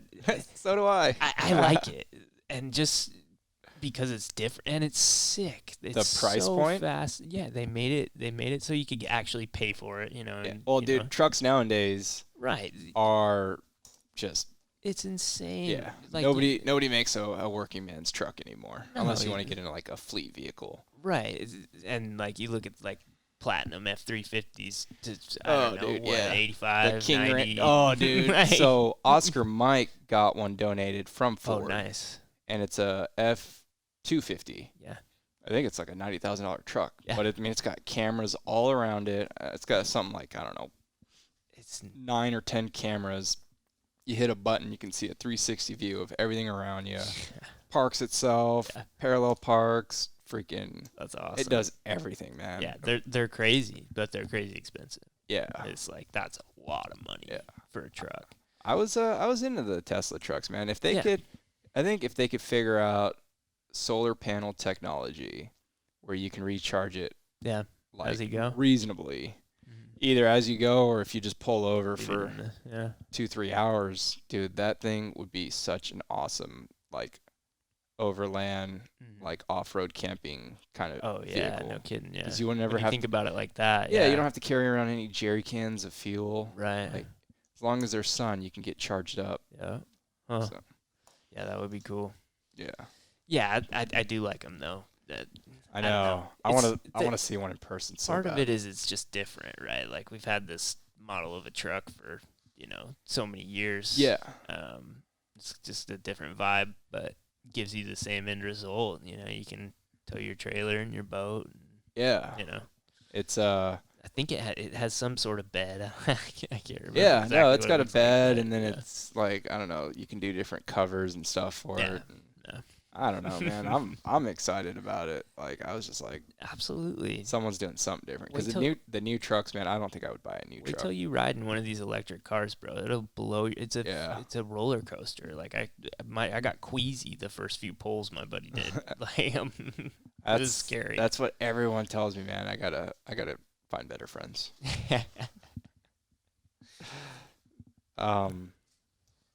I don't want to look like too far ahead, but we're going to be wrapping up the rugby season here within pretty much the next month, next 6 weeks. What's your typical off season kind of like? Kind of let your hair down and yeah, man, summertime, baby. Don't think about let the rugby chair kind of collect dust a little, or are you still getting out there? A little bit, it collects some dust over the summer. Yeah. But we're not practicing. When it's that hot out, I'm probably not gonna take it out on the street. Yeah. But I work out more during the summer just because it feels better. Like I'll go lift weights on my deck in the sun. So all the chicks are Yeah, that too. You get to wear a cutoff finally. Are you But so it'll also depend, on what you get a vibe for next season at the end of the current season, right? So if you want to really, if it's time, right, and you're gonna be competitive next year, yeah, I'll push around. Yeah. Are you? Do you have any access to like any of the trails? Yeah, I got good trails at my house. Yeah. River trails. The one that Gladstone, and then the walking bridge goes over to Oregon City, right at High Rocks there. I'm always worried about that, just because I don't know. Like, I used to live off of like the Springwater corridor, and now it's just been riddled with like homeless. Yeah. So I'm always worried about some homeless dude coming out and just jacking me. Yeah. But shit. And I'm not that fast. So it's like, what am I gonna do? Yeah. It's kind of tough. I mean, not going on any nighttime pushes. And there's always people out there walking their dogs. And, yeah. I don't know. I gave up on society coming to the rescue. He's more likely to pull out a cell phone, and all of a sudden I'm on fucking TikTok or YouTube. Like, dude, come help! No, man, I'm gonna get 1 million views. I'm going viral. Yeah. Yeah, I get that. Fuck, man, I've had some scary shit. Yeah. It is weird. Like, so that's one thing that's different about being in a chair. Like, I was 6'2", 200 pounds. I was never scared of anyone. Literally. You're still 6'2". Yeah. Yeah. But I've had experiences since being in the chair that it's like you're helpless. Like, I'm alone at night, and this homeless guy's asking me for money, Oh, yeah. And it's like, fuck me, dude. Here's $10. Leave me alone, I'm gone. I'm always afraid to even pull my wallet out for those guys. So I usually just tell them, sorry, man. Yeah, that's like, kind of... I don't carry any cash. Yeah, that's kind of how I've played it off the last couple times. Yeah. Dude, we had in Phoenix, we had a crazy guy riding. They made the tram so that it stops at Ability 360 now. Yeah. Which is really nice. So we rode it, every day. Yeah, you don't have 2-3 times a day. Yeah, exactly. And there's some scary dudes on there talking shit, bro. Oh, really? Oh my God. We went to Tempe one night and we came back. Of course you did. Mill Avenue? Oh, got to, yeah. Oh man, we can get into that. I got some good Mill Avenue stories. Yeah, we didn't get too crazy, but so on the way back, it's like this giant dude, big guy, right? Yeah. He's fucking big, and he's clearly just he's not a college kid, right? No. This guy's no. And we're riding the train with him or whatever, and we get off, and like he got pissed because we got too close to him or something, and he starts freaking out. He's, get that fucking chair away from me. Oh, dude, yeah, wow. Losing it. And it was me and Mike, and Mike's like, what does that guy just say? And I was like, just let it go for now, bro. You know what I mean? Like, I'm not trying to get this guy's on one. Yeah. And he does not like us. Like, yeah, so that's one thing that is like fucking kind of scary. It's like, yeah. I've definitely have learned how to de-escalate Yeah. situations because Yeah. at the end of the day, like I'm gonna be able to defend myself, and if someone's trying to kick my ass, Yeah. like Do you carry? no, but No. I need to. Yeah. Same situation. No, I mean, at that point, it's like if it's more security for me, Yeah. and it's more peace of mind for me. But like, if I'm this distance from you and we're getting into a confrontation, Yeah. like, are you really gonna be able to draw your weapon in time? Yeah, and get one off? Yeah. Like, and get it on target? Understandable. Most likely not. Yeah. I don't know. I just hopefully it scares them away. Yeah, You know what I mean? It's tough. I've thought of some different things. Yeah. Like, I think a fucking taser or wristband would be cool. That's not a bad idea. Yeah, that way, if someone's fucking with you, you can just kind of hit the on button and just fucking sack tap them. See ya. So if anyone, Taser's a good idea. Yeah, if anyone's an electrical engineer and wants to make a taser stun gun wristband, dude, you sell that to soccer moms around the world, dude, they'd love that. I would buy 2 of them for each wrist. Clapping on somebody. But no, dude, it's you gotta just learn how to like de-escalate the situation and shit. But yeah, that's kind of been. There's so many fucking crazies riding that train. Oh yeah. The last time I rode that train, man, I was down in Phoenix for that Low Point tournament, and dude must have seen my USMC tattoo and was like, "Oh, you're a veteran," and like, "Thank you for your service and everything." And then like we're getting off the bus, and it happens to be his stop too, and we're going to the hotel. We're waiting across the street, and he like comes up and hands me like some crumpled like 1s and a 5. Oh, He's like, "I want you to have this," and I'm like, and this dude. I mean, he was probably not a rich fella. Yeah. Like, the way he was dressed and the way he smelled, I was like, all right, Yeah. you definitely need this way more than me. Yeah. Like, I'm fine. I'm taken care of. Yeah. But it was just awkward. I was just like, dude, I can't take this, man. Yeah. I mean, respect for that guy. Like, I don't know. I guess people have different opinions on that stuff. Like, I was talking to somebody who like had a church person come up and pray for him, right?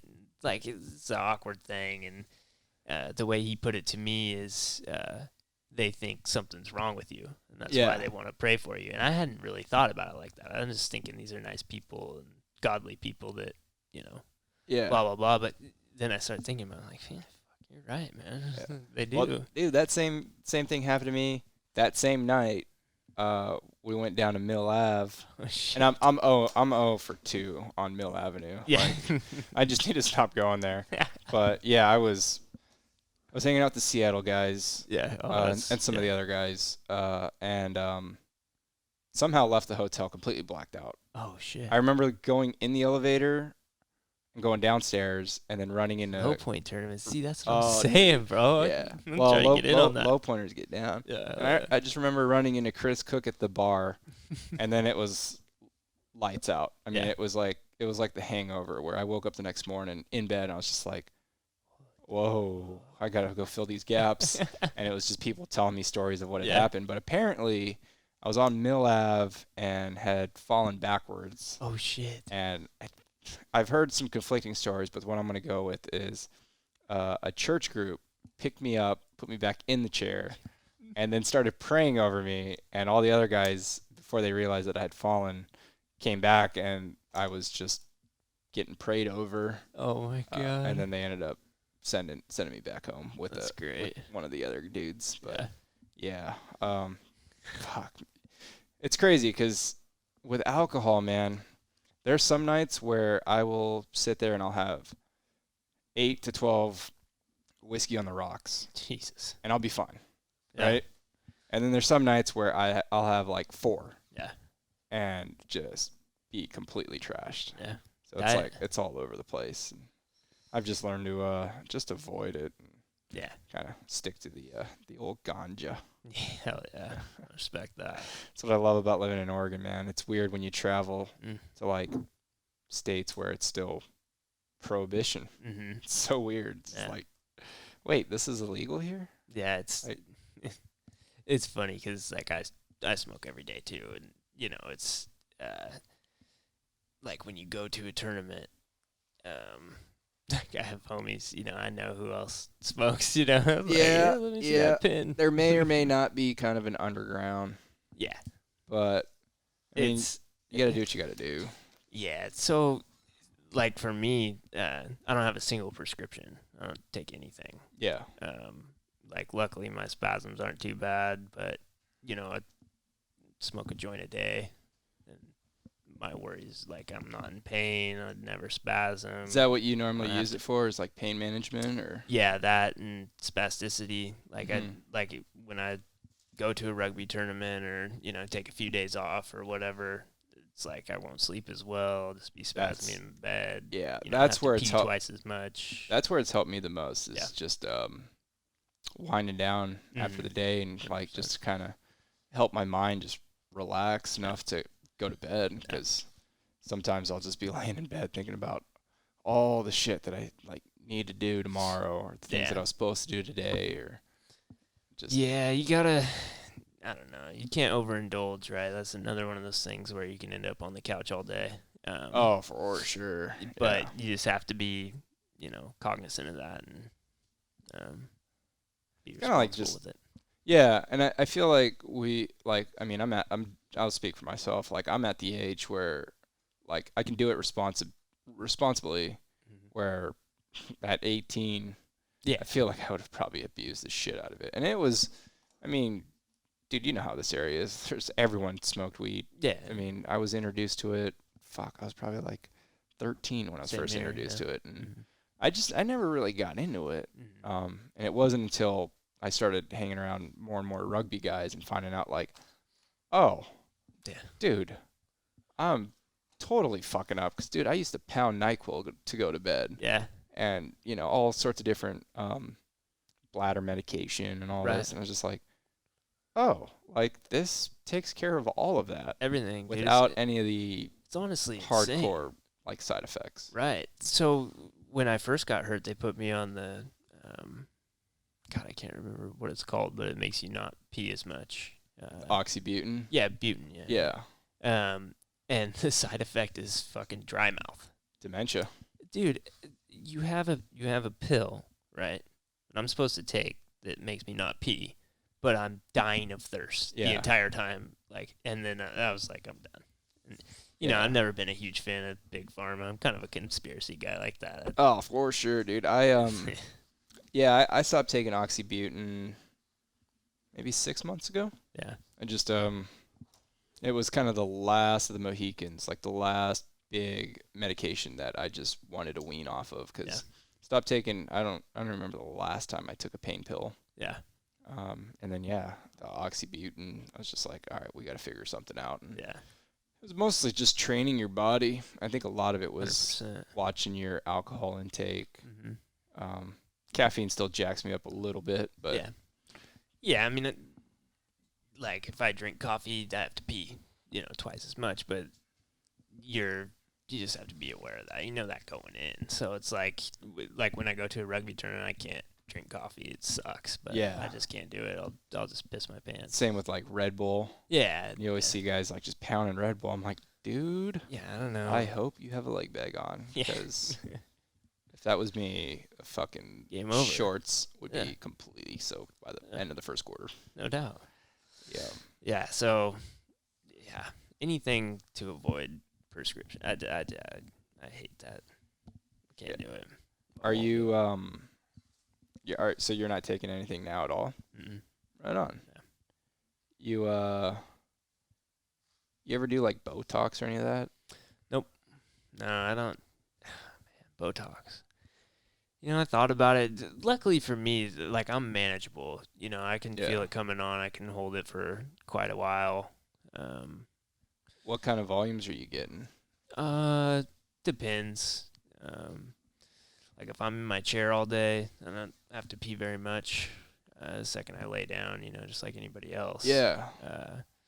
But like 300 to 400 mils. Okay, so good normal levels. Yeah. Always consistent. The one thing that's crazy is like if I will like go out and drink a bunch of beers, like I don't have to piss. Like I've had 900 mil, that like ever fucking thing. Dude, it's so weird. Not every time, but like my highest volumes is when I've drank a lot of beer. It's Oh, just so weird. I have no idea why. It's so weird to me. Oh, dude, I've cathed out over 1,000 cc's before. Yeah. After a night of booze, and Yeah. it's usually like if I have 2 beers the first hour, Mm-hmm. I'll probably have to piss twice the next hour. Okay. But then after that, I'm usually good for 2-3 hours at a time. I don't get it. This shit is weird. I think your body just kind of knows, and I don't know, maybe like adapts to it, or I don't know. I've just I don't really do the bar scene really that much anymore, man. I don't know if I'm just getting too old or if it's just I don't know, being around that many people. I'd rather like have a fire in the backyard with just some close buddies, listen to some music, talk some shit. But yeah, I think most people end up there. I got there quick. I was like, when we were younger, we would go downtown and do the whole club thing. I had a fake ID, you know. I started doing that when I was 19. Thank God I was over it by the time I got hurt. No desire whatsoever to do that. I think for me, man, it was like all my friends were doing it, and it was like a way to meet girls. Yeah. But then I learned, I was like, dude, the kind of girls that you're going to meet at those bars, the kind of girls you're going to meet at Pioneer Pub, aren't necessarily the girls that Pioneer Club, though, that's the spot. Pioneer Pub? Yeah. I used to go there 4 days a week. Yeah. I mean, like Tuesday, Wednesday, Thursday. Yeah. Might skip Friday. Definitely would be there Saturday, and it was just, I don't know. I got over it real quick, but it was like just, I guess it was a way to like feel normal again, and like hang out with your buddies, and like this is what they do. We did a lot of that. Me and my friends, like right after I got hurt, we did a lot of Taco Tuesdays and stuff like that. That kind of. It dissolved a little bit, like we're all still growing up. When I got hurt, we were 23, so people are getting, fiancés and having kids and stuff. So it was kind of a natural decline. Yeah. Right. Which I didn't mind. I'm same here. Like I'm chilling. I don't want to. Are you seeing anyone right now or dating anyone? I wouldn't go dating, but yeah, there's. Someone you got in mind? Yeah. Yeah. How's that been going? Like, what are the challenges there as far as dating in a wheelchair? So she's pretty knowledgeable. She work in the industry? Yeah, she is. She in a chair? No. Why are you laughing? I mean, sorry, no. That picture's kind of funny to me. I don't give a fuck who you are. Like, whatever. But yeah, no, it's okay. It's slow. Yeah. Slow right now. I'm taking it easy. All right. Don't want to rush anything. Describe to me your last date that you were on. Went to the beach. Okay. Yeah, it was fun.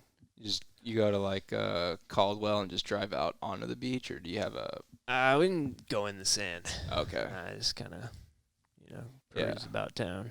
That's always a bummer for me, man. Like, especially if a chick's coming from out of town and she wants to go see the Pacific. And it's like there's really only a few spots where I can drive my truck out onto. Right. But then it's like I'm limited to. I'm not like a huge fan of the beach, really. I never have been. Yeah. I love the beach. I hate the sand. I've always hated the sand. Yeah. I hate it. This shit is so annoying. I didn't mind it, but now I hate washing the sand off because it's just. It's such a hassle. Dude, I hated that before I got hurt, and like now I was just like, I won't. Yeah, like, I hear you. It's like, but I don't know. Maybe if I go scuba diving.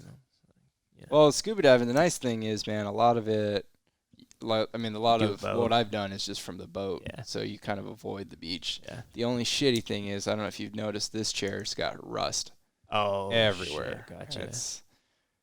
It's one of those things you got to deal with. I mean, I pull my cushion cover off, throw some plastic over it for the whole week or however long I'm going to be there. But you just can't avoid, once you get lifted out of the water and your wetsuit's just soaking with seawater, it's going to find its way onto some metal and just rust it up. Yeah. So I just got this chair And I got it skinnier and shorter. Yeah. Shorter backrest. What brand did you go with? Tyler, yeah. So I lost, when I first got hurt, I put on a bunch of weight, and then I lost it all. Yeah. I'm like 140 pounds. Oh, probably, damn. You're 140 now? Yeah. Damn, you might be lighter than me. I might actually be on the come up. I'm probably at like 145. Yeah, I'm right there. I float around right there. Yeah. To say. It's a good... I don't get weighed very often, but... I always tell people, for me at least, like 140 is a good like fighting weight. Yeah. Give or take like 5. Yeah. I figured, it's winter, so yeah, I'll take my 5 and try to shred it off during the summer. Yeah, so I got this new chair, and I'm trying to get away from the adaptive vehicles. Yeah. Right. I got a little hatchback wagon. It's the HHR, right? Yeah. Things bad to the bone. SS. Yeah. I'm a big Chevy guy. Yeah, I do like kind of the classic Chevys. The new ones, I'm just not a big fan of. Well, that's because the new Fords are so dope. If I were to pick a new truck, like for 2020, the new Fords are. I'd probably go EcoBoost and like get rid of the V8. Yeah. My dad has one. It's sweet. Yeah. It's all you need. Dude, you know what I was really impressed with was my buddy in Florida has a Hyundai. Is it Hyundai or Kia? It's a Telluride. I think maybe it's a Kia. Might be a Hyundai. It's either a Hyundai or a Kia, but it's the Telluride, and it's like a small SUV. Okay. But like the transfer height is so easy to get into. Okay. Gotcha. And we were able to get 3 wheelchairs and 3 bodies in there. That's a lot. Yeah, I was really blown away. I mean, the screen is like the size of this mixer. Oh, nice. There was USB ports everywhere. Like, dude, and it's like one of the probably affordable. It's like a self-driving one. Yeah, I think the whole thing kitted out was like $40K. Yeah. For like the top of the line. Yeah. Where I don't even think you can get a fucking Ford Explorer for that. Probably not. No. Base model maybe. Yeah. What so you drove the truck today, right? Yeah. How long you plan on keeping that thing? Till it dies. Yeah. Yeah. I mean, fuck, man. So it was a gift. My uncle bought it for me right when I got hurt. And it's like I've ended up spending so much money. Yeah. Just repairing, new motherboard, this, new control arm, that. That's where I'm at with my truck. Yeah. Like, it's got 100,000 miles, and I'm debating if I want to try to sell it, but I've put so much work into the bumpers and the grill. And I'd say this depending on how it's running. Like, yeah. You know what I mean? Well, it's got a brand new transmission. Yeah. It popped the tranny, like, at 94,000 miles, something like that, right before the warranty. I can feel mine. It's not like slipping, but it's like having a hard time getting out of first. Oh, like every now and shifting again. rough. Yeah. Yeah. So like I wish I could just sell it and like try to get my money back out of it. Take that thing on the Gambler. Yeah, hell yeah. No, man, no. I want to get some shitty rust bucket, bro. Yeah. That's what the Gambler's all about. While I was waiting for you today, I was looking at 1972 El Caminos. There you go. See, yeah. Perfect. Yeah. Hell yeah. Yeah. Look, Robbie, doesn't Robbie have some kind of deck up on top of his roof? And I don't know if he does now, but that's his like plan so wild, on top of the Subaru. It's like, I want to get up there. Like, okay. Yeah. There are some cool vehicles, but it's like, use what you got. Like, I'm using my old, it's an Infiniti QX4, but it's basically a Nissan Pathfinder. Sure. And we used to be my stepdad's, and it was mine for a little bit in high school.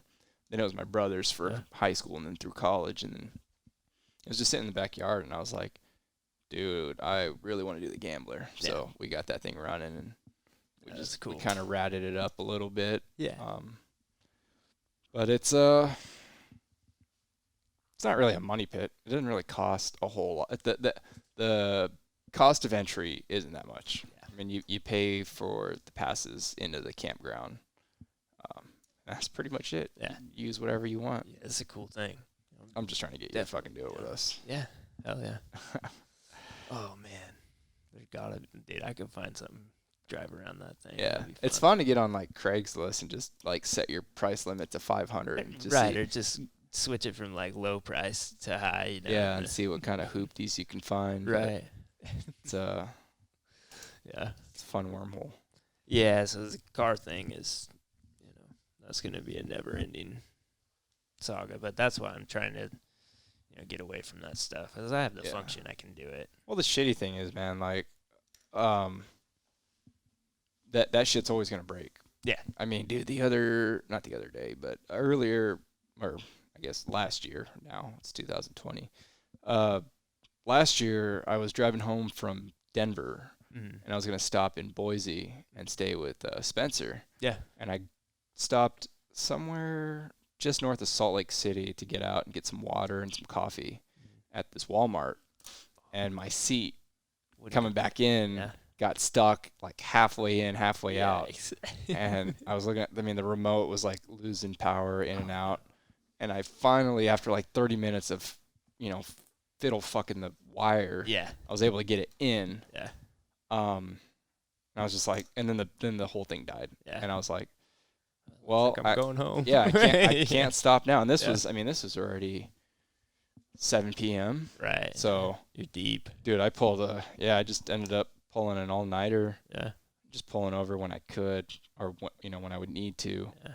I think I ended up getting back to Portland at like 8 a.m. Right. Yeah. I was just Crazy. like, fuck, this is stupid. Yeah. Fortunately, my truck, I've been telling a lot of people this because I don't think they realize how valuable a front bench seat is. Yeah.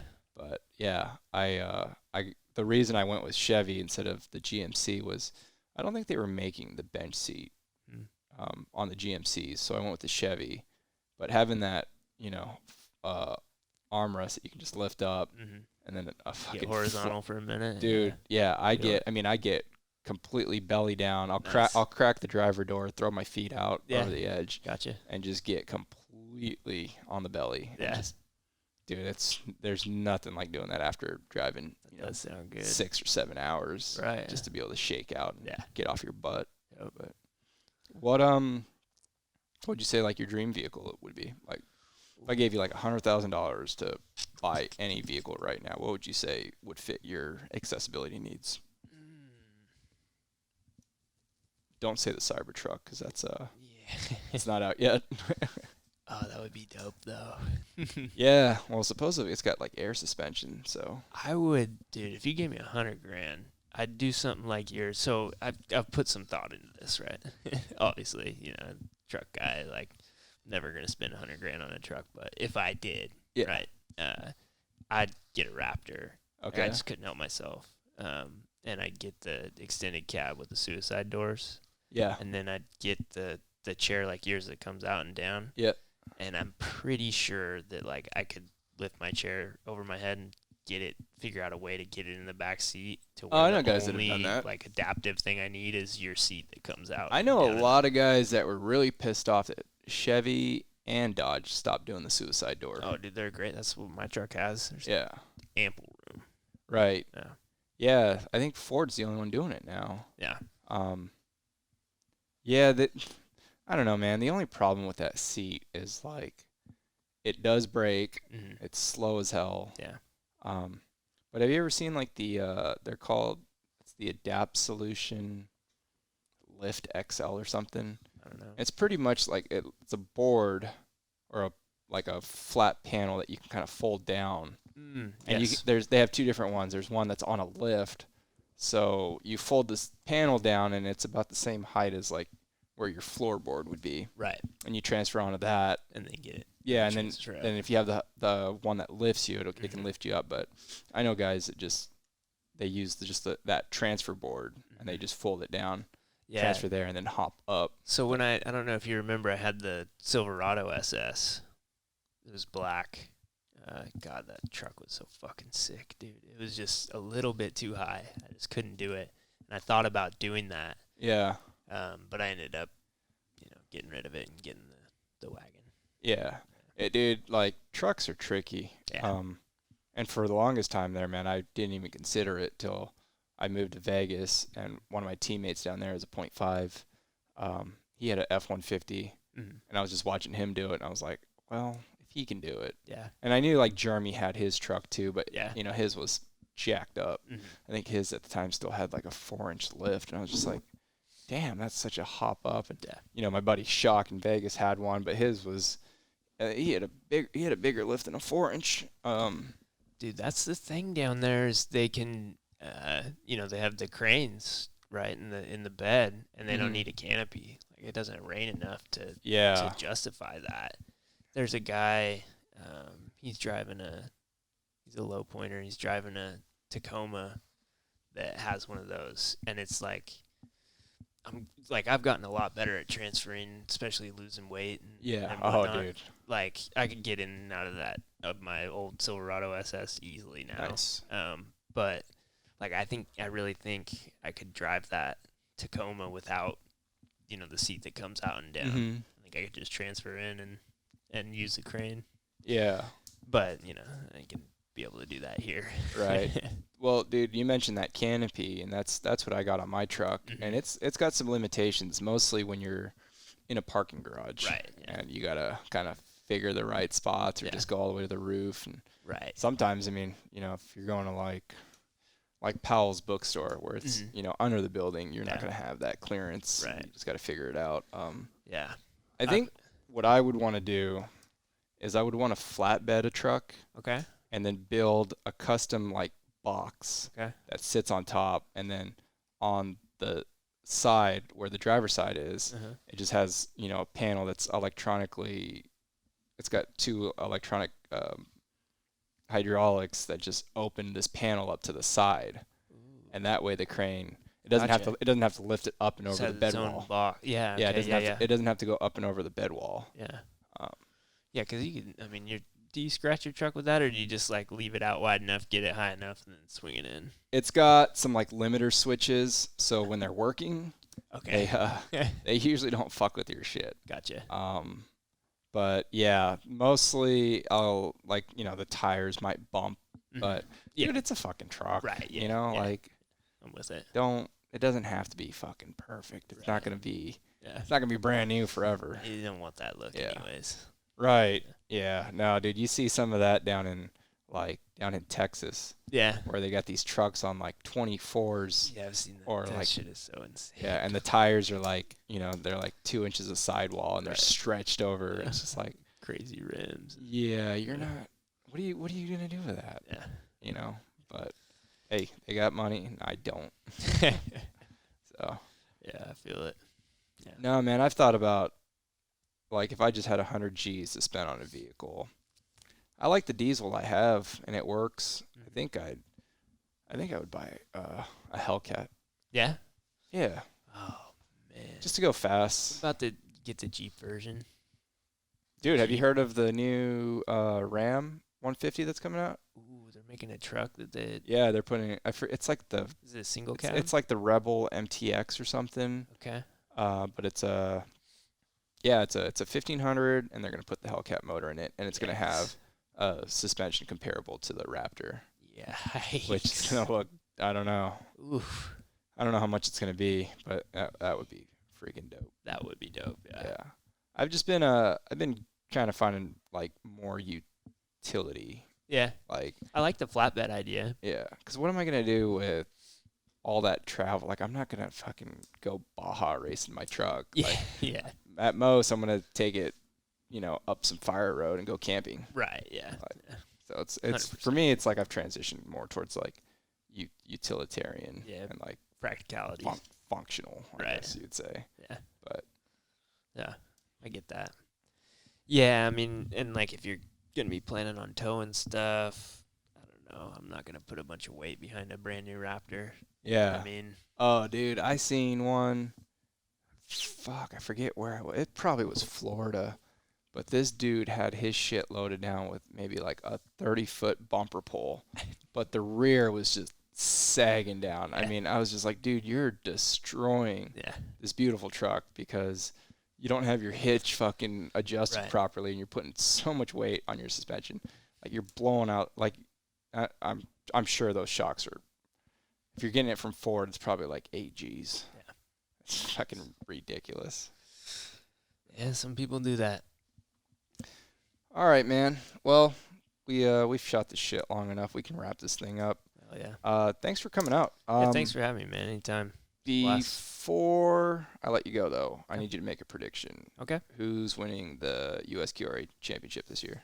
They got Denver at 1, right? Yeah. Oh, man.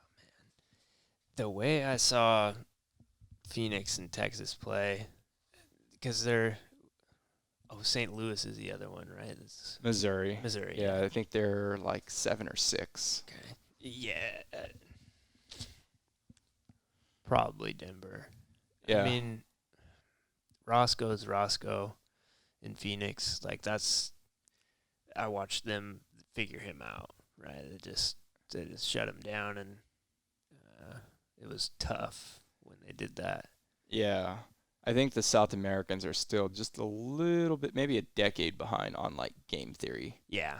And just, clock management. Yeah. Stuff like that. Like the cerebral part of the game. Yeah, I think Denver will probably take it. Who else is Texas? Texas, would be kind of a dark horse. They got a lot of function. Yeah, they have a lot of lines that they can run too. They got that's the other thing about it is everybody just playing wherever nowadays. It's the wild, wild west again. But you know what? Like the teams it was happening before we changed those rules. Yeah. And now it kind of just evened things out where it was like we're not going to be able to stop you guys from doing it. So let's just let everyone do it. Yeah. Which yeah. I mean, I would say it's probably more exciting. Yeah. It makes for more top level competition, but then it kind of alienates the rest of everybody else. Yeah. Right. If you had those guys all spread out, there'd be some good games at all levels at all times. Yeah. Well, that's going back to having the three different leagues that can serve 3 different purposes. Yeah.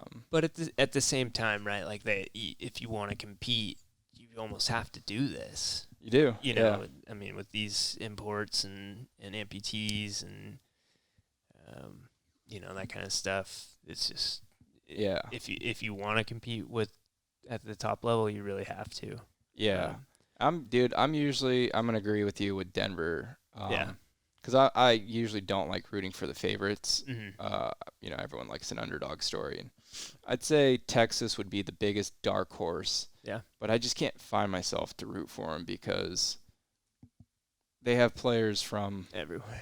They have players from all 4 time zones. Yeah. I would say maybe not the mountain. Maybe I don't know exactly where everyone lives. I know they don't live there though. Yeah. Well, I know they got some California boys. They got some dudes from the northern Midwest. They got people from the Northeast. Over Texas. They've got some lines that they can run. Yeah. And they got I'm not sure what his name is, but he's the amp that's been playing for USA. Yeah. Yeah. Ray's a good buddy of mine. Yeah. So with him and they got Joe and I think they were running him, Joe, and then James Saw, right? Yeah. And then the 0.5. Yeah, Butler. Yeah. So that's a good line. That's what I like about Denver is, for the most part, everyone lives there. Yeah. Except for their new 0.5, but I think he's still kind of learning the game, and I mean Rieger's still there, and that dude's just a fucking wizard. Yeah, they have good low pointers there, especially like if they're planning on running a high low. Yeah. But I mean they got good 2s in Texas, so good shit. All right, last question. Where do you think Portland's gonna finish? Ooh, there's a good question. So I'm just gonna assume that our classification stays the way it is, and we have to run the high low. Well, it's better. It's honestly better that it happened before sectionals. Yeah. That way you can figure your shit out, because what happened to us last year was we had a player that was a 2, and he got classed up right before the crossover. 225. Yeah. Wow. And it kind of destroyed our line. So at least you have that little cushion room to figure out the new line. Out of the D2 teams that will play, I mean, we could go like middle of the pack. Yeah. I don't think we're gonna be like top 3. You don't think you're going to be in the 3-4 game? Maybe we might be in the 3-4 game. If we are, probably 4. Yeah. Or we just tank. It's really unstable right now. You can't fucking go into it with that mentality. I mean, I'm not, but it's possible. Yeah, and I mean, it's always a I've only possibility. seen so many of these D2 teams too. I'll know more after sectionals, right? Yeah, that's one cool thing about the way setup is like you're going to be playing against teams that are going to be traveling out of their traditional section, and coming out west. And like Grand Rapids, I haven't seen anything Grand Rapids has done. Oh, dude, it took me like 5 years to play Grand Rapids because they were always kind of bottom level. Yeah. Yeah, so man. We'll see. I mean, I'm hoping, that we do get to that 3-4 game, and then anything can happen there. I think 3-4 is overachieving, but if you guys are in the 5-6 game, I think that's probably more or and less. everyone is still healthy and not getting shithoused Saturday night. I would say 5 is pretty reasonable. Yeah, realistic. Yeah, I'd be happy with that. All right, man. Well, I'll let you get out of here and get to practice. No doubt. This has been fun, man. It's been awesome catching up with you too. So. Anytime, man. Yeah. Love it. Well, I know I will. I'll see you guys in Rockford. Yeah. So. Hell yeah. All right, y'all. That's it for this one. Peace out.